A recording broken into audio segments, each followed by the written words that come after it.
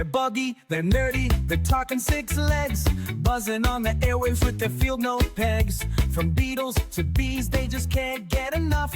Geeking out on bugs, yeah, the nerdy stuff. Not for fame, not for clout, just because they care. It's the Bugcast, boys and girls, science in the air. Hey all you nerdy other entomologists out there in the world, welcome to the BCE podcast where there's no ifs, ands, or bugs about it. I'm your host Adam Holt, and right here we have your co-host Chelle Hartzer. Today is a special episode. We are actually going to interview Chelle right here next to us. So Chelle, without further ado, I guess give us your little overview, nutshell version of you being everything everywhere all at once. Absolutely. Do I need to say more than that? So I'm Chelle Hartzer. I am based outside of Atlanta, Georgia, but I cover the U.S. and I work with smaller pest control companies that do not have a full-time entomologist and technical person on staff. So I'm basically a fractional entomologist helping those companies out. What's wrong? What did I do? I said me too. Me too. Oh, okay. I'm like, what? Is my sound up? I'm like, Jesus, people, this is what Adam does to me. Oh, I'm quitting this. No. All right, so once again, I help those smaller pest control companies as they get bigger and giving them all those same technical resources as the big guys get, just at the scale that they need it until they're big enough to need a full-time person. So it's been a lot of fun. I get to work with a lot of cool companies across the U.S. and solve a whole bunch of really cool problems. I love it. Well, give us some more background as far as where you came from. Okay, so in the beginning, my mom and my dad, no, kidding. Please? No, I'm just kidding. You said the beginning. I'm just trying. No. This is fair. So I got my undergrad at University of Delaware, and I did not start out as an entomology major, which is pretty typical for a lot of us entomology people. From there, I got my master's degree at Kansas State University, kind of floated around a little bit, and wound up in research for stored product insects. So all those pests that attack our food, the Indian meal moth, the flower beetles, the warehouse beetles, all that fun stuff that want our foods. So I got to do a lot of cool research out in the field, flour mills, food mills, stuff like that. And then I transferred over to a company called IFC, Industrial Fumigant Company, where we worked pest control in the food industry. So anything basically from that initial harvest up to that distribution center, that was their niche. So all those food safety laws and regulations, everything keeping our food safe is basically what we did in that processing arena. So that was a lot of fun because you've got some really cool facilities. I get totally tied up in pasta facilities just watching the pasta come out of the extruder. It's like, it's magical. They got to drag me away from there. And from there, that was actually one of the Rollins subsidiaries. So I'm sure everybody knows the big red monster is Orkin. So went up to the head office in Atlanta, worked there supporting all of those Rollins brands, including Orkin. And now I am with 360 Pest Consulting, helping those smaller companies out. Did you get poached by Rollins? Is that what happened? Not kind of poached, really, because IFC is a Rollins company. But there was an opening in the head office for one of the technical people, so I decided to apply and, still got to help out with IFC a little bit as they got their new technical person on board. So it was a little bit of a poach, but still me supporting those companies as I went along. Gotcha. And so then what happened after Rollins? Oh, here you are. God, I don't know. What are we doing tomorrow? Yeah, so here with 360, we work with those smaller pest control companies, and I also do a lot of work still for those food companies, pharmaceutical, hospitals, healthcare, anything in that kind of like high risk, we really do not want a pest in this facility, helping them with doing inspections, checking their pest management program, and just, helping them work better with their pest control providers to, make the system work for them. Love it. So yeah. Literally it was Delaware, Kansas State, IFC, Rollins, and now 360 Pest Consulting. Now we're here. There we go. Awesome. So then take us back to when you got your BCE and what was that like? And was it a struggle? Yeah. Was it hard? Did you take your test more than once? All of the above?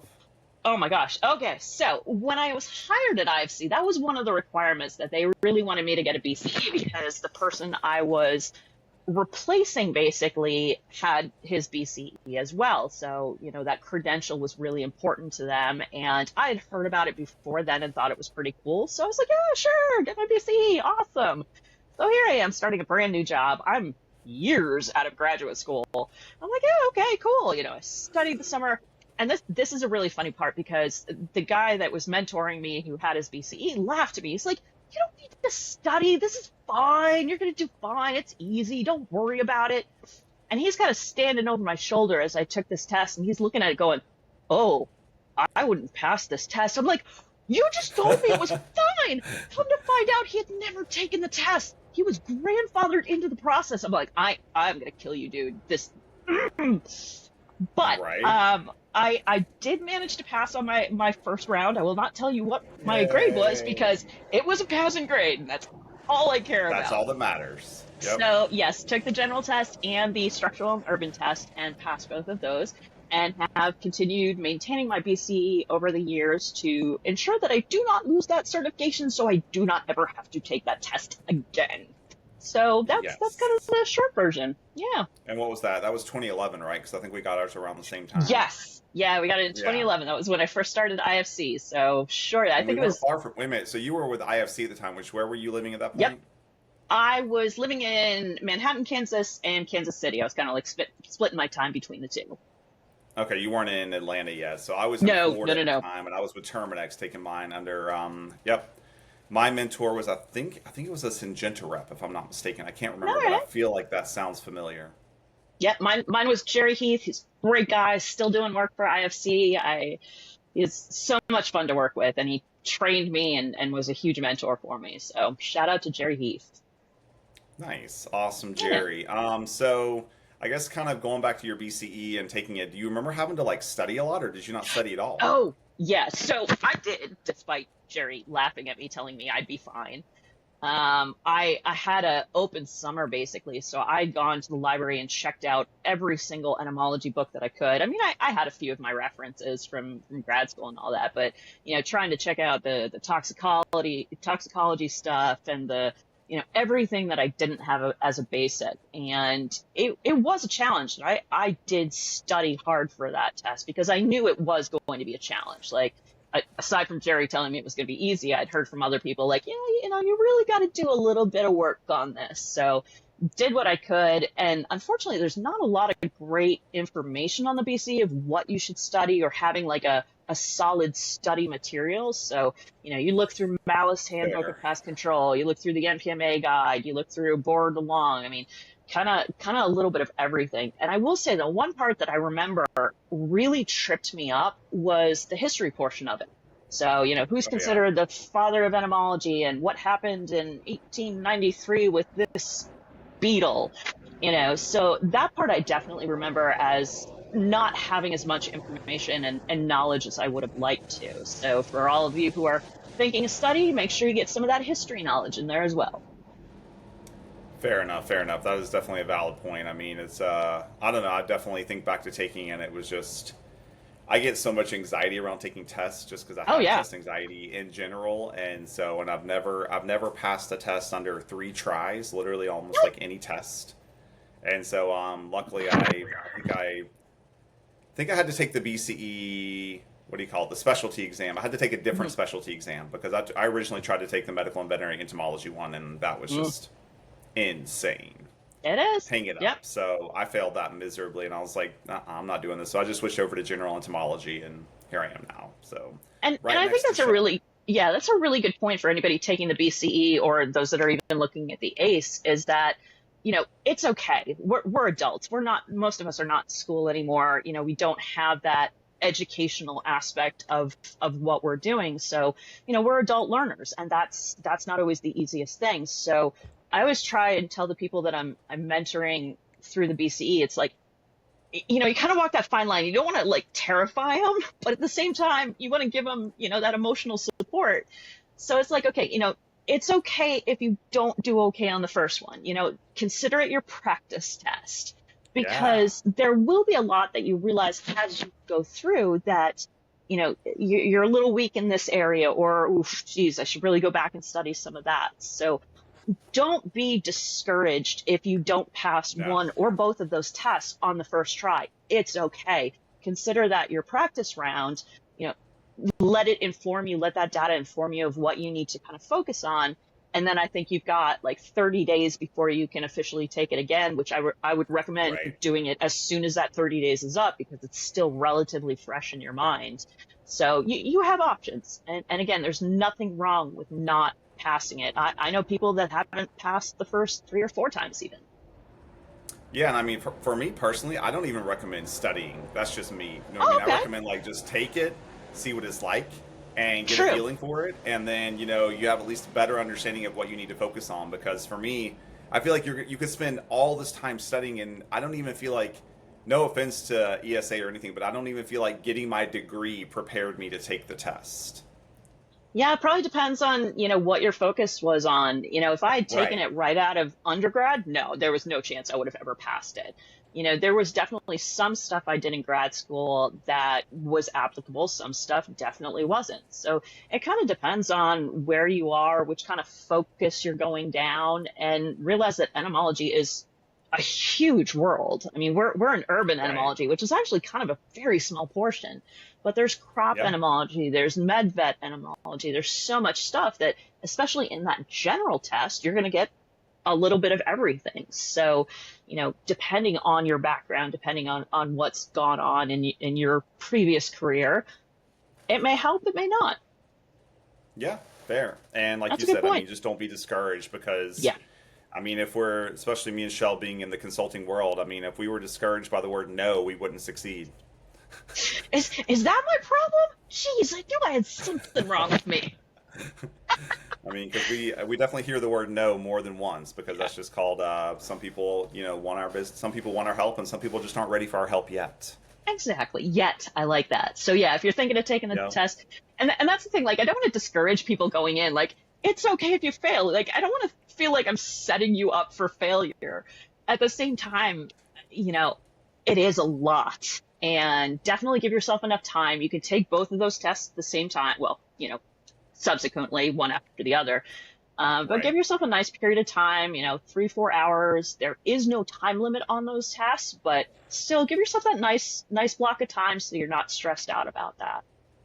And always remember the first choice is probably the right choice. I thought with multiple choice it was B. It was always supposed to be B. I No? thought it was like Okay. be all the above. Now we're just going to confuse Oh, people. okay. Yeah, don't listen to us. All right, so let's talk about you've gotten the BCE now. Huh? What has been maybe your favorite thing about having and holding a BCE? Ah, I think it's the questions that I get. I work with a lot of people who are not entomologists, that are not in this field, and those 3 little letters after my name are a conversation starter in a lot of cases. It's like, oh, what's a BCE? And then I get to get all geeky. I'm like, oh, it's board certified. There's only about 400 of us in the country. It's pretty prestigious. You want me because I got this. So Right. I like that aspect of it as being something special. Again, there's only about Adam, you got the latest numbers, 400 and what something? Was like 433 at one point. Okay, Could be more, yeah. could be less. I mean, yeah, maybe we'll just say around 430. Out of all the entomologists in this country. So that is something Correct. special. And I do feel proud that I got it and that I'm maintaining it. And I think it's a great certification because you do have to go through some steps to maintain it. It's not just like, oh, read an article. Hmm. You really are required to keep up on things, make sure that you're consistent with things, and really keep that high level that the BCE demands. So yeah, Yeah. definitely one of my favorite parts is just getting to explain to people what it is, how it works, and why it makes somebody with a BCE great. Awesome. So how Yeah. has having a BCE benefited you so far? Do you think it has benefited you? Yeah, I definitely think it has. At the beginning, I would have probably had a different answer for you. I'm like, oh, I don't know. But throughout my career of having it, it's definitely raised my level just a little bit. So if somebody is looking for a master's degree as a requirement for the job, having that BCE kind of gives you that half step above that. for those that do have a PhD, that gives you that just little extra plus sign at the end of your resume to improve your odds of doing that, because it is something that if people know about it and they're requiring it, they know the value of it. So throughout this, it definitely has been good. And there are some companies now, especially some of the food companies that I work with, that is a requirement that you must have a board certified entomologist on staff. So I have a few of my companies, that smaller pest control companies that I work with, that to start with, they had called me because they said, well, we need a board certified entomologist on staff. And I'm like, cool, put my name down. And in the meantime, here's all the other cool things I'm going to do for you. So, Right. people outside our world do know about it to a degree, and some of them are starting to ask for it and require it, which is a great thing. Yeah, and to your point, I mean, even pest control companies, for everybody listening who's thinking about going down the pest control rabbit hole, more and more of them are actually requiring people to have, or requiring, sorry, not requiring, they're actually wanting to have a BCE on staff. Yeah. And so it's just becoming, and that role is just becoming this kind of hodgepodge role of BCE, technical director, operations, kind of all that stuff, compliance, regulatory, all that kind of stuff, training, all of the above. Yeah, definitely. Again, it's a great certification, and it's not easy. And I don't think it should be easy. Adam and I have both been on the certification board for ESA, and there's always kind of this conversation back and forth. Well, should we make it a little bit easier?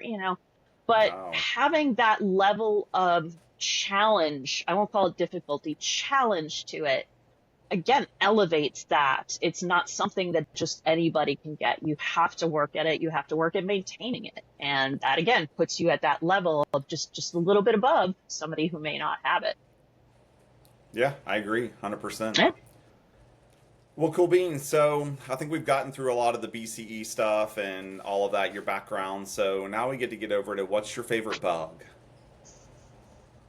I have to You pick just gotta one. go to the first thing that comes to your mind. Like, what's the first thing that comes to your mind? I don't know.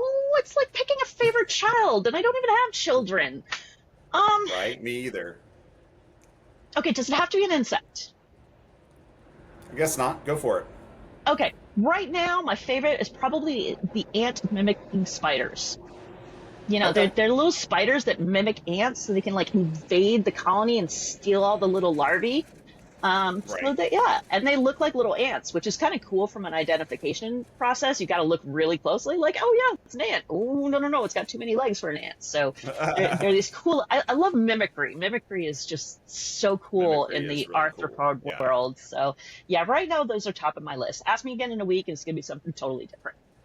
And that's a fair point. The right now, I think, is kind of it. I mean, like, I'm actually rearing some sort of beetle grub outside right now, outside my house, which I Ooh. don't know if it's the coconut rhinoceros beetle, the infamous one Mhm. here in Hawaii, or if it's, I saw like a little, like a dung, not a dung beetle, sorry, something, dung beetle-esque come out of my, Okay. like, garden the other day. And so I don't know if it's that one, but anyway, that's my current thing right now is I'm rearing these beetle grubs, which I put on my TikTok the other day, but I was like, they're like my little beetle babies.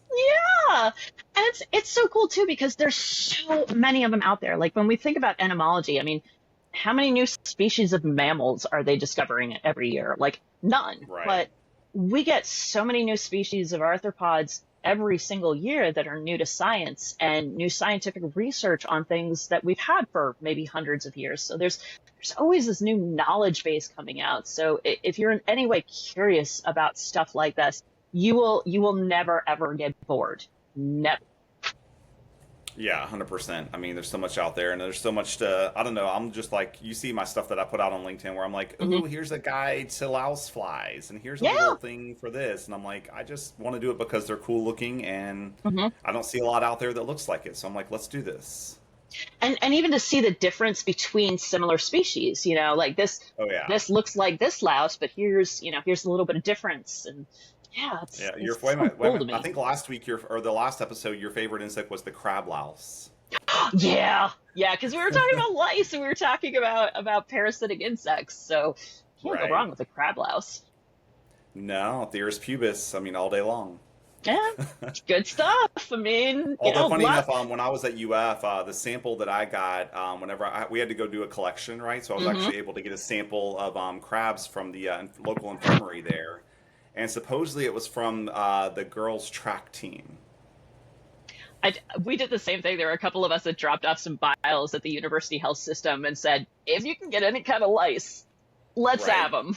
And yeah, we got, they didn't tell us where they came from, but I mean, it happens. Yeah. Yeah. I mean, I'm not like I don't judge anybody. I'm like, do your thing. It's good. Yeah. We're in a new day and age now where less hair is better. No, I'm just kidding. No, no comment. No, nope. I'm leaving that one alone. I mean, I love my hair on my head, so that's staying right here. But see, less hair is better for me. You look beautiful today. I mean, just absolutely Thank you. gorgeous. Yeah. Thank you. All right. All right. Well, cool beans. Do you want to leave the world with anything, Shell? Ah, bugs are cool. I mean, just look at the little stuff out there in life. I kind of joke that entomologists notice the little things, and the little things are pretty damn cool. They are. I agree. There's so much out there, and there's Yeah. always something new to look at or discover or Hmm. research or study or all of the above. Yeah. Cool stuff. All right, awesome sauce. Well, thanks, Shell, for giving us all the background and your story and how you're everything everywhere all at once. And so, everybody, thanks again for joining us on the BCE podcast where there's no ifs, ands, or bugs about it. And stay tuned for our next episode coming soon. Bye, Woohoo! everybody. Bye. Hey, everybody, and welcome to part 2 of a special podcast where you get to know your host, Adam Holt, me truly, and your co host again, Chelle Hartzer. So, all right, I don't know which side of the screens we show up on, so right? I know. It's like, wait, where am I? Which way am I at? I'm everything everywhere what are all we at doing once. here? So, Shell's going to actually interview me today so that I can give you my lovely story. So, let's get this thing rolling. All right, yes, I get to interview the amazing Adam Holt. I mean, I've been waiting for this for years. This was on my bucket list. No, I'm kidding. Oh my God. All right, so like everybody, we want to ask, what's your background? How did you get to where you are today? And what do you do today?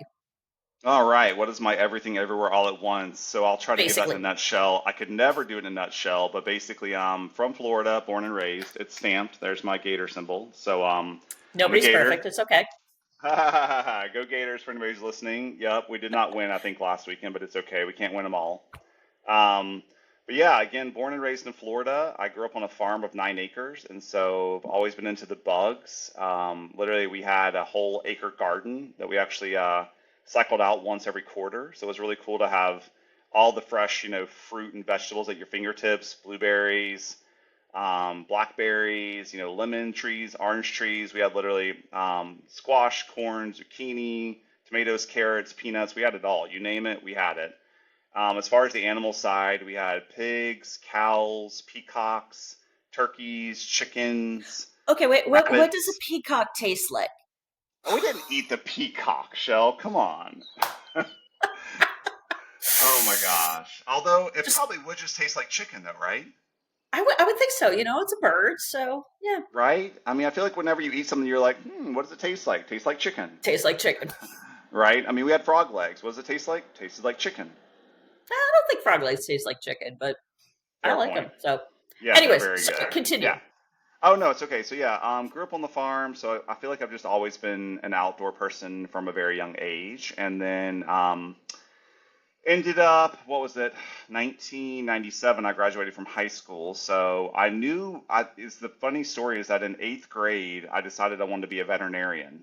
So I Fair basically enough. I was very proactive on doing all my research, and I started doing. I was like, what do I got to do to get into vet school? So I found out you had to have like 3,000 volunteer hours. And so I Damn. went ahead and started doing my volunteer hours at a local vet in like literally 8th grade. So by the time I graduated high school, I had my 3,000 volunteer hours. They were signed off on.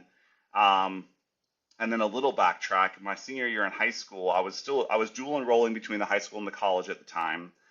And my college schedule got messed up with one of my classes. So I went to my counselor and she said, "Oh, why don't you take the standard level zoology class at the high school?" And in my mind, I was like, "Ugh, gross. I'm going to be in this class with all these bozo dummies. It's going to be too easy. It's going to be so boring, right?" And Miss Lotta was my teacher, and to my surprise, I get in the class, and one of the assignments she gives us is an insect collection. So we had to go collect the insects. We had to Nice. taxonomically identify them. We had to curate them. And I remember being like, I love this. Like, this is awesome. So at that point in time, I pivoted to entomology pre-vet. So I knew I wanted to do Okay. entomology. So ended up basically getting into UF. Did my entire undergrad at UF. While I was actually in undergrad at UF, I always wanted money and I didn't have enough of it. So found a little job with the local division of plant industry there in their Department of Agriculture. And that was around 2000. I took that job. I mean, at that time it was paying like $15 an hour, which is not bad money, Damn. right? Well, so they had an NSF grant, right? And so the National Ah. Science Foundation grant, they were basically, they got a grant. It's like a $750,000 grant because this, unfortunately, deceased entomologist had donated his dolichopodid collection to that Cool. museum. So I had to basically not only relocate all the dolichopodids from the little unit trays into new ones, but then we had to put them in these Cornell drawers. And so I'm like, my fingers were like tired at the end of that shit, dude. It was like tired. And remind our listeners what Dolichopode is. Oh, it's like a little metallic fly is probably the best way to describe it. Very, very teeny, teeny, tiny, but super metallic, like green. There's different what is it? Polymorphism. So there's different colors, Mhm. blue, like all kinds of Oh, they're stuff. So pretty. they're Yep. yeah, really, really pretty colors. But I mean, you can only look at so many before you're like, I'm over this. But it was a really cool job to have because this museum, for anybody who's listening, it's in Gainesville, Florida. I think it's the eighth largest insect museum in the entire country. They house like Nice. 8.5 million pin specimens. So when you go in here, you're not Wow. expecting it when you go in from the outside, but once you get in, you're like, wow, like this is insane. And then I remember getting really into Coleoptera because they had all these crazy exotic beetles from like all over the world in their collection. Hmm. So really cool stuff. But ended up basically taking that job while I was in undergrad with entomology. Uh, Graduated with my degree in 2002, and I was really, really hoping to stay with the Division of Plant Industry, but they didn't really have a job for me at that time. So I took a semester to teach. Then I ended up coming back because they had a full-time job for me. And then I did that Good. full-time job for probably 3 or 4 years and tried to do my master's degree while I was doing that job, and also tried to work other jobs Overachiever. like, oh, it got even worse. Then it turned into Cold Stone. I was working at Kirkland's. I was working at all these places, working 2 jobs and trying to do a master's degree. And I was like, I can't No. do this. No. No. I was like, this is killing me. So I got lucky enough to get a really cool, what do you call it? Kind of like a fellowship. It was an athletic fellowship. So basically, they had fellowships where you could tutor all the athletes. Oh, nice. Yeah, so I got this opportunity just for my lovely networking and my amazing personality of talking to everybody. And so um, I got this opportunity, and it was literally tutoring like Joakim Noah from like this now that was like rookie for Chicago Bulls. It was like Tim Tebow, like all these Cool. guys that were at UF. So really, really cool experience. Did that for a year or so. Finished my master's, and then so fast forward now we're to like 2006, 2007. We won the national championship, and then I ended up moving over to St. Augustine, Florida, which is about an hour and a half from Gainesville, and I took a job with the mosquito control there, and I worked on the mosquito health public vector side as their education specialist. But Mm-mm. of course, like many jobs, and I wear many hats, I turned into doing their IT and their computer and this and that and outreach education, and it was like, my eyes are glazing over. But then, of course, that wasn't enough money because the government doesn't pay you anything. So I got a job No. as an adjunct professor at the local community college. Yeah. So I would work all day long with mosquito control, and then I would go work the evenings as an adjunct professor just to make extra money. Take a deep breath. I'm tired already. Um, So am I. I so didn't even do it. right, so I was with mosquito control for about 3 years, and then I got poached by this lovely company called Terminex. They came after me. They offered me a commercial sales rep job. I wasn't super excited about it, to be honest with you, but I was like, it's more money. I don't have to be at the same place all day long. It's diversity. I get to go out and see a bunch of cool places. I love sales. So I Mm-hmm. was like, you know what? F it. I was like, let's do it. Let's give it a shot. So I took the job. 2 weeks in, Terminex makes everybody do this lovely training called the Aspire training. Mm. And so we're now, just to fast forward for everybody, we're at about 2011. So 2011 now. Took the job with Terminex, went to the Aspire training, and the lovely guy who we were going to interview today for our podcast, Wally Holden, he was the Aspire trainer at that time. And I remember getting through the We'll get to training. him. Don't For anybody Yeah. listening, don't worry. Wally's still coming. We're just a later episode. Yeah. So, perfect. I love that. And so I ended up going to Wally after the end of the day of the training. I was like, "Here's my resume. I want to do what you do. How can we make this happen?" Awesome. So fast forward about 9 months later, I got his role, which was very amazing. Thank you so much, Wally. I appreciate it. It changed my life forever. So I got to be a regional technical specialist for Terminex.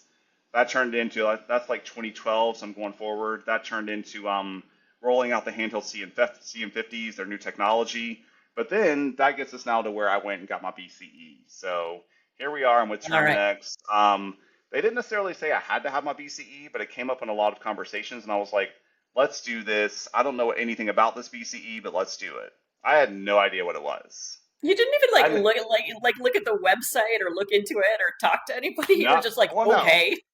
no, I did once I got into it, of course. But I was like, before that, I didn't know what the BCE was. I didn't even know Okay. what ESA was. True. If you've never been to ESA, yeah, you would never even.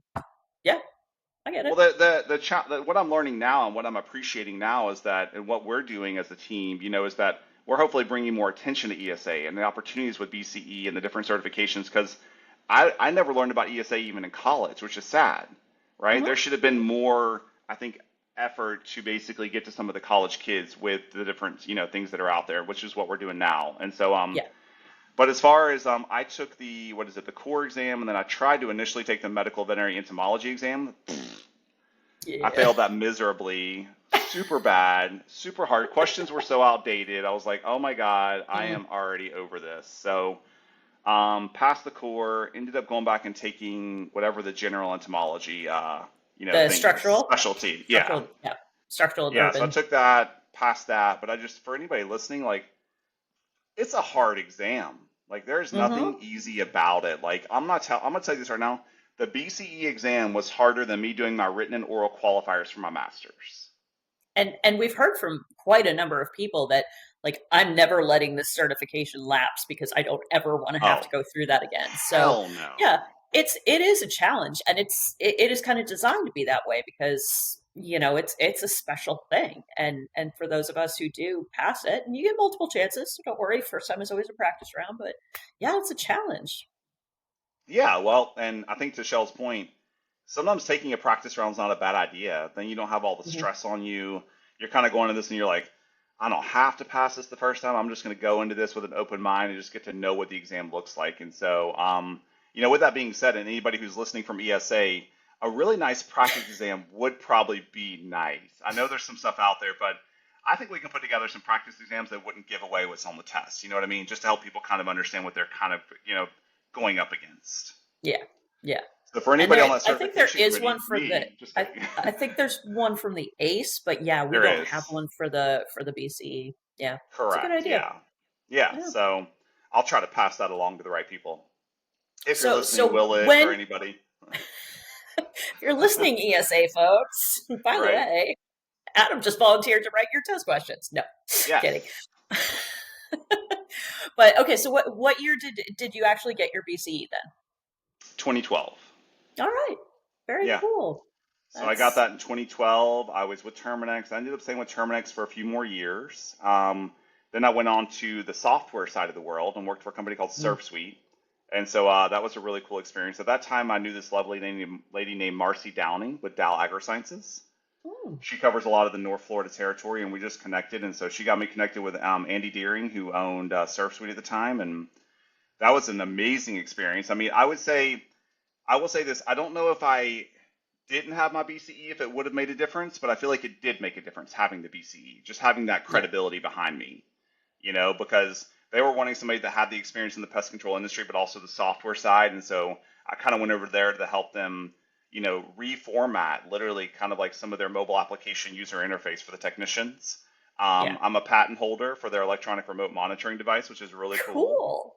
Yeah, and so I got to do that and be part of that whole process from conception to execution, and all that Mm, stuff. And so really cool process. Stayed with them for about 4 years, and then I'm just going to skip the small stint, the cannabis thing in Colorado because it was very short lived, but it was a cool experience writing biological IPM programs for all those big players out there. Ended up over in Michigan with Real Green, a lawn care software company who's now acquired by PestPack. I helped them okay. launch their entire pest control vertical. Uh, They ended up selling, of course, so that job dissolved itself. Then I ended up going over to, so that was 2019 with Real Green. Next year, still in 2019, I went over to California, and I became the technical director for Advanced IPM, which was just very life changing for me. Larger company, just having that role on that scale is just huge.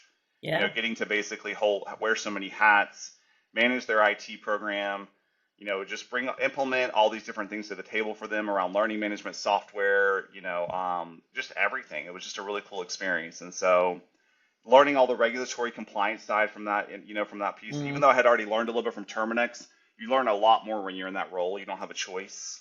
Yep. So in that role for fast forward to like 2022, and then I ended up going back over to Philly, and I took a role with Douglas Products, doing all the stewardship trainings for Viking and Perfume on the residential and commercial side. Really cool experience there. That's where I met Shannon Sked over that way in Western. So really cool experience there. Did that for about a year.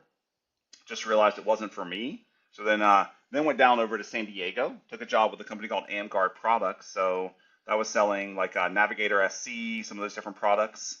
So cool stuff there. Did that for a little while. Ended up going over to a company called Innovative Pest Solutions as their their director of operation. That was a really cool experience to learn all the financial side now at this point. And then now I'm over here in Hawaii, but then I'm going back to San Diego next month. And I started this business I'm in now back in March of this year. So that was March of 2025. I decided to start my consulting business. And I'm like, Chelle, I don't think I'll ever look back. I love being my own boss. It's been the best thing I've ever done. I wish I would have done this 10 years ago, but here we are now. And so, but I already know Chelle's next question. It's going to be, how has the BCE benefited me, or how's it impacted me, or was that not going to be your question? Actually, okay, so yes, but I had a different spin on it because you already talked about getting some of the jobs and how it likely helped. But one of the things I was thinking the other night is I'm going to Pest World next week, where there's tons of people, and you've name dropped a whole bunch of people that have helped you get to where you are. And I think that's one of the things about the BCE as well. And I wanted to get your take on that, of how the BCE has helped you, kind of integrate into this technical crowd of ours. Yeah, good question. I mean, I think, my immediate answer about like how it's benefited me just in general is just, in this consulting gig I'm in, I was actually teaching sixth grade science back in December of last year, and got contacted by somebody off LinkedIn. They literally reached out to me, and they're an end user of a PMP, just for folks for listening. So it'd be like the Walmart of an Ecolab, right? Just as an example. And so they reached out to me, and they were like, "We need a BCE.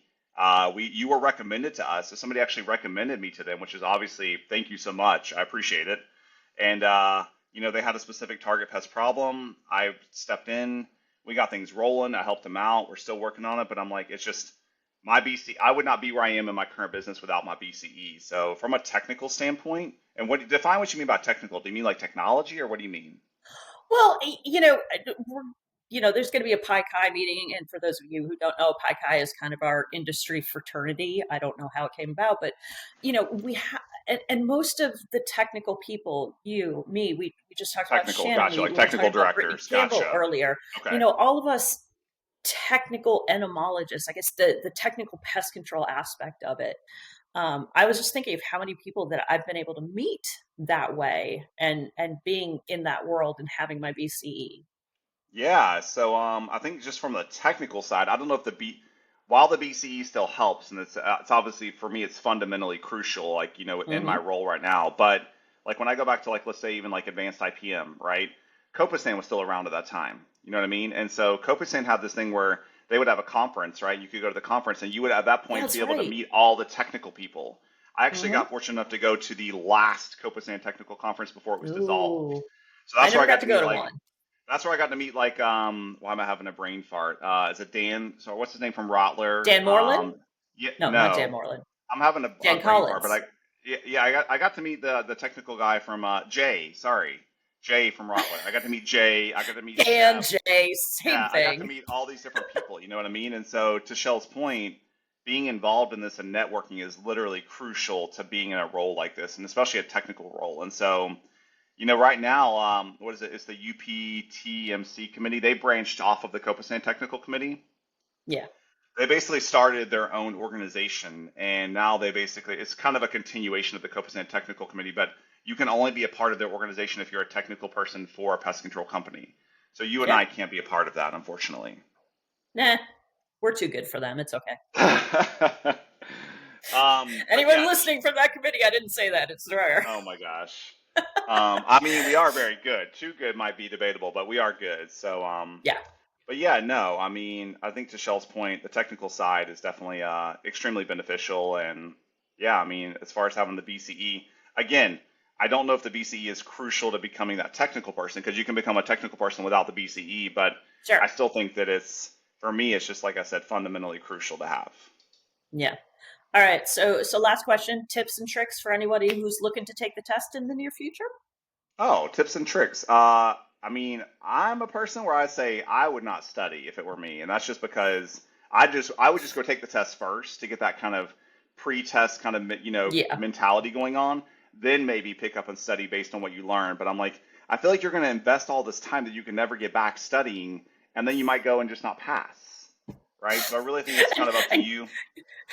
God forbid you learn something in the process, Adam. I mean, jeez. I mean, but for anybody who already has a degree and spent all this time, I mean, yeah, you might learn something, but it might not equivalate to you passing the exam, right? So again, I think it just to Chelle's point, go study if you want to. Take it the first time if you want to, like I did, is like a pre-test type thing.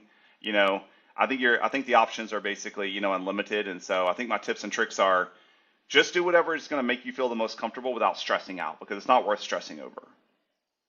True. Especially like you said, there you have multiple chances, and you get some feedback from that test of what sections you may have missed, and you get that idea in your head of where you need to put in your effort, your studying effort. So yeah, I mean, Yeah, and I think if you don't pass, you can retake in like 30 days.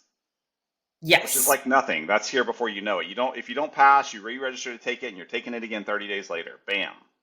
Yep. Absolutely. So, all right, that was all my questions. Any last thoughts from the amazing Adam Holt, BCE? No, I appreciate everybody. Again, thank you for joining us on the BCE podcast where there's no ifs, ands, or bugs about it. And everybody have a good day. Bye, folks. Bye. They're buggy, they're nerdy, they're talking six legs, buzzing on the airwaves with their field note pegs. From beetles to bees, they just can't get enough. Geeking out on bugs, yeah, the nerdy stuff. Not for fame, not for clout, just because they care. It's the Bugcast boys and girls, science in the air.